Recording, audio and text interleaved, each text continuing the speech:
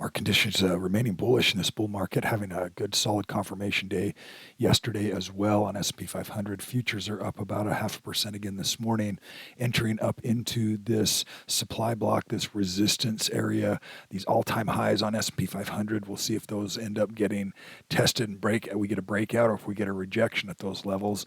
S&P price pattern, majority bullish, 14 on the daily as well as on the 1 hour time frame. Again, we're approaching this resistance location, this supply block, which is essentially just areas where institutions had been selling at this level, pushed it through this area, and now it's just going to be an area to retest to see if some of those big sellers that started happening here are willing to start pushing things back down again, or if we're going to start to see additional demand come through and push through this level. So that's an area that we want to see push through to the upside for continued bullishness on S&P 500. We're seeing additional confirmation with that on the breadth indicator, which is the number of stocks above it. Their 50-day moving average in the S&P 500 back to 50. So we had been all the way back down here in that 20 range. That's an extreme range, and started to shift back the other direction. You can see also that extreme when we get these trend conditions fanning out like this are really expanded. We're looking for compression and we're looking for expansion. Those two areas are the real decision point areas. When you have compression, it's about to move one direction or the other. When you have expansion, it's typically going to either pause and do nothing or reverse back the other direction. So keep an eye on that for the extremes as well. And so moving back to the bullish side here, VIX also giving bullishness, which with majority bearish at 14 and 14 on the daily and the 1 hour time frame.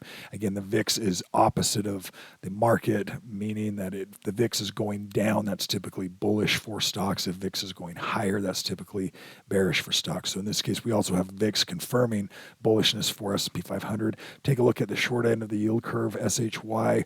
Bond price is starting to get a little bit more support. We're sitting right here at 82, and the 1 hour time frame shifting back to majority bullish. So we're seeing that a little bit shorter time frame starting to get more and more bullish on bonds. That's what we want to see, correlating to this chart, which is interest rates on the short end, the 2-year time frame.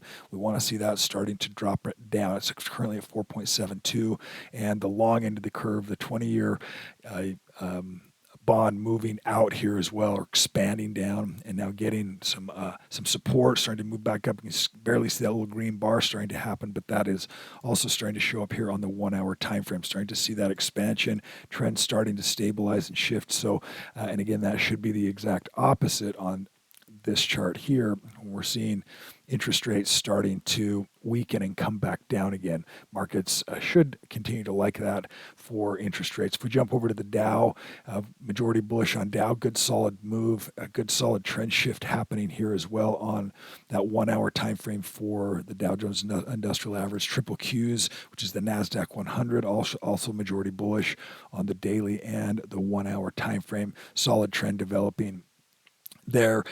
But again, be aware of where we're at in this trend. We could certainly have, we wanted to see this. We wanted to see compression here and then a move out of that compression.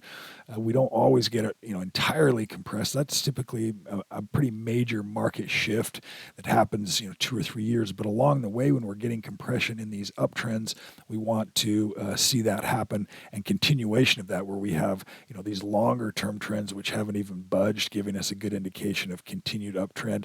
But the top end, there's just a little indecision happening, looking for some kind of catalyst to move things higher. We may see that now that the inauguration and kind of getting some of these new presidential policies in place, and a little bit more direction, a little bit more clarity for the market. Markets always like clarity. IWM, the Russell 2000, also showing some majority bullish right here after a little bit nicer compression, so a little deeper retracement on small caps, and seeing a shift back to the upside. We're seeing a pullback here slightly in oil. We talked about this again when we have this expansion of trend. It's moving higher. It needs a little bit of time to consolidate, and they just don't. These are unsustainable type trends. When you get that much, that extreme, it's going to have a pullback. Doesn't mean it's going to reverse entirely. It certainly can, but more than likely is not. More than likely, it just needs a retracement, a pause back into, and ideally it stays in that momentum zone, which is above the 236 when you're taking that Fibonacci tool, and it it's snapping to that high point and low point. You want to see that stay ideally above that 236. And when we're at an extreme, a pullback inside that range, that's entirely normal and expected. Gold also having some strength here as we saw compression of trend at the top end of that trend. We saw the 60-minute time frame shifting. It's a little bit expanded. That was a pretty nice move happening yesterday as well. That's GLD, so these are not the futures themselves, but just the ETF for gold. Keep an eye on gold.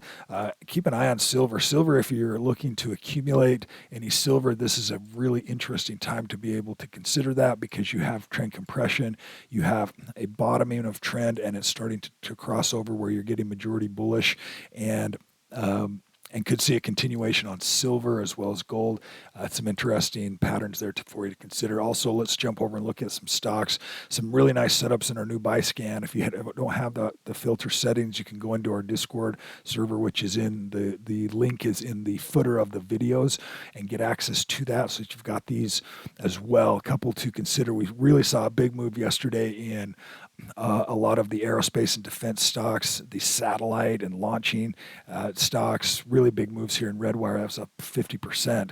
Solid move, massive volume, relatively early in the trend here as well. So those trends are compressing and consolidating, moving higher. Keep an eye on that.